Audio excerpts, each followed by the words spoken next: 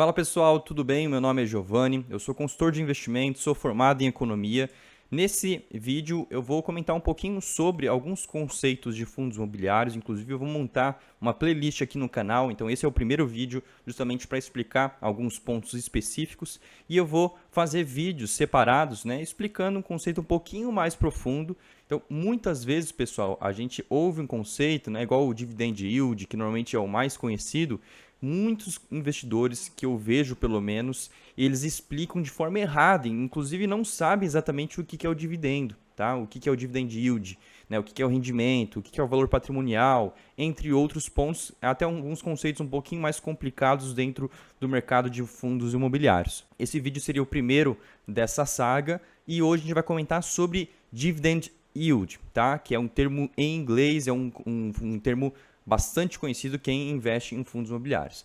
Aqui vocês estão vendo a minha tela, como vocês podem ver. Eu vou utilizar essa tela justamente para desenhar junto com vocês o dividend yield, ok?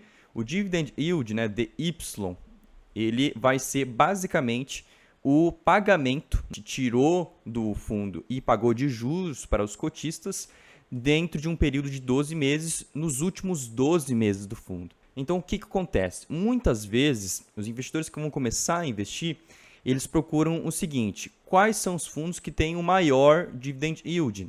Ele vai pegar o fundo que ele pagou mais rendimento. No mercado, não existe almoço grátis. O que quer dizer isso, Giovanni? É que se a rentabilidade está maior do que os demais, não é de graça, tá bom, pessoal? Isso tende a ter alguma explicação por trás. Ou é um risco maior, ou é alguma operação que não é recorrente, que o fundo pagou, tá? Então, tome bastante cuidado. Esse é o primeiro indicador que é normalmente o mais conhecido pelos investidores, e principalmente os investidores iniciantes. E ele é muito perigoso, justamente porque tem vários dividend yields que eles apontam ali para 20%, por exemplo, 30%. Nossa, que maravilhoso, um fundo que paga 20%, 30% ao ano. Só que lembrando de novo, é nos últimos 12 meses, tá? Então, não quer dizer que esses 12 meses vão se repetir, pessoal. Como eu falei, esse cenário pode ser que não se concretize. Então, é muito perigoso a gente só ver o dividend yield. Na verdade, o dividend yield ele é mais para consolidar os números de quem está acompanhando esse fundo. Então, uma dica para você olhar o dividend yield, se você quiser olhar realmente o retorno que ele teve no passado, então você deve fazer o seguinte: veja qual foi o último dividendo. Tá? Último dividendo. Ah, Giovanni, foi de R$1. Ok. E a cota vale R$100, por exemplo. Então, 1% de dividendo no mês. E aí, claro, se a gente analisar isso, vai dar R$12, ou seja, 12% ao ano. Tá? Claro que tem juros compostos, pessoal, estou simplificando aqui o cálculo para vocês. Beleza? Então, o que acontece? Então, a gente pode, primeiro, fazer esse tipo de situação. Ok, R$1 foi o último. Se a gente anualizar, daria 12% de dividend yield do fundo. Veja qual que é o dividend yield do fundo hoje, Então, que é nos últimos 12 meses. Então, se o fundo ele tem um dividend yield hoje de 17%, já é um ponto que você tem que se atentar. Por quê? Se nos últimos 12 meses é 17% que ele está pagando e no último mês, se a gente analisar, ele está pagando 12%, quer dizer que esse dividend yield, tá, ele está tendencioso. Na verdade, é algo que aconteceu, um fato relevante que aconteceu, ou até mesmo aconteceu uma piora com o fundo imobiliário, tá bom? Pode ser que o fundo comece a pagar um pouco menos daqui para frente, por exemplo. Então já é um indício de você estar se atentando, tá bom, pessoal? E só reforçando, aqui é uma análise superficial de um indicador somente de fundo imobiliário. Nunca invista somente por conta desse indicador, ok? Mas é como você pode analisar o dividend yield. Beleza? Mas eu não indico realmente você começar a sua análise pela análise do dividend yield. Eu recomendo você analisar justamente o fundo, o fundamento do fundo em si, primeiro, para aí você avançar, ok?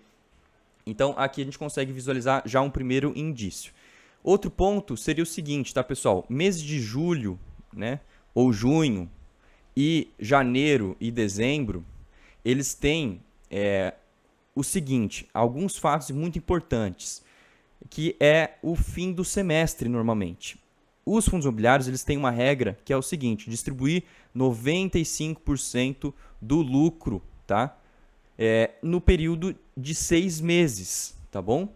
Então, na prática, né, vários fundos eles distribuem de forma mensal, porém, eles sempre normalmente deixam uma gordura para distribuir e para deixar os rendimentos mais equilibrados. Só que normalmente chega nessa época do ano, né, julho ou junho ou janeiro e dezembro, e normalmente os fundos têm que pagar obrigatoriamente, por conta dessa regra, um rendimento maior. Então tome cuidado justamente quando você vê um dividendo mais alto, vamos supor em dezembro ou janeiro, você não acha que aquele cenário vai se repetir para os próximos meses, tá bom, pessoal? E isso, claro, afeta o dividend yield. Então vamos colocar um cenário aqui abaixo que é o seguinte: o dividend yield do fundo, né, nos últimos 12 meses é de 10%.